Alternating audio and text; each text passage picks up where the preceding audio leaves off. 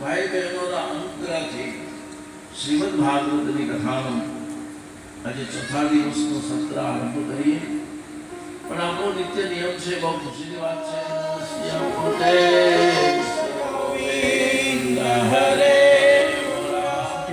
મહાદેવના પ્રણેતા અને દમણના ઉદ્યોગપતિ શ્રી અનિલભાઈ અગ્રવાલજી અહીંયા ઉપસ્થિત થયા છે.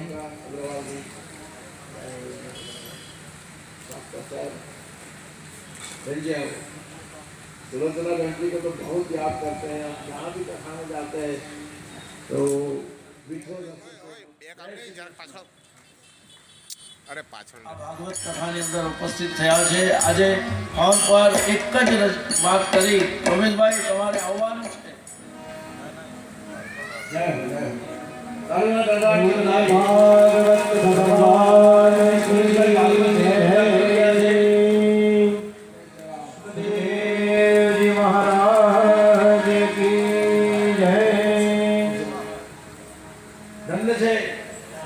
સાંસદ શ્રી ઉમેશભાઈ અને જે ઉમેશભાઈ ગૌરક્ષા મંચ અને ગાયો આપણા દોરીગળિયામાં આ કથા થઈ રહી છે.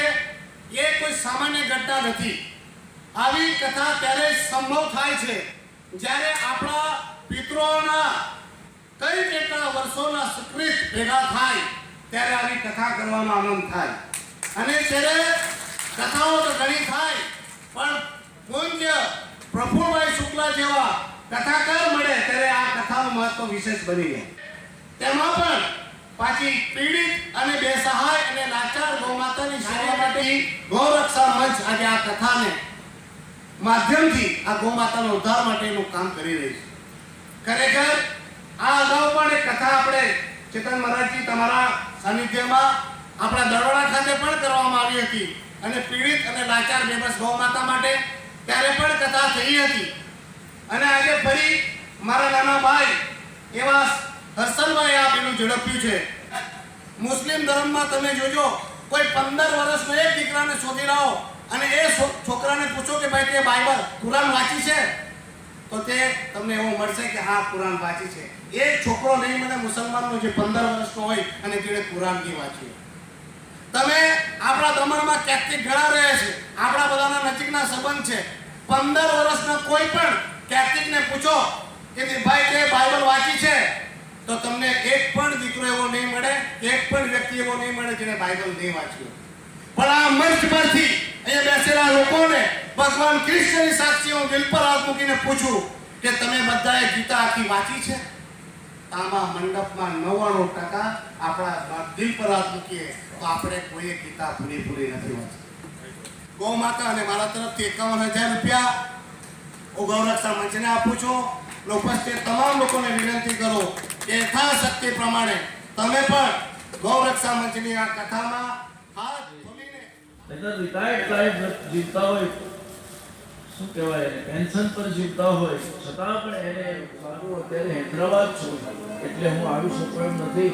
પણ ગાયોને માટે કથા છે તો હું મારા માણસને મોકલીને પણ આ કથામાં યોગદાન પહોંચાડીશ.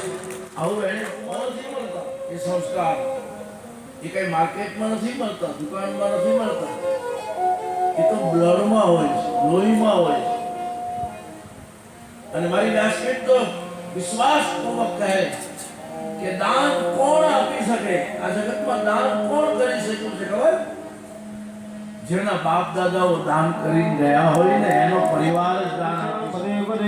देवाभिवन्दनं रसविषायं विक्रीता चक्षुर्भवति निरवलं प्रतिभवति ओम अलम भवतः ओम जग्नेन जग्नमय जंत देवाः भागवत निमंत्रण છે. આગળની જે કંઈ સૂચના આગળનો સંચાલનનો ભાર આપ લેશો.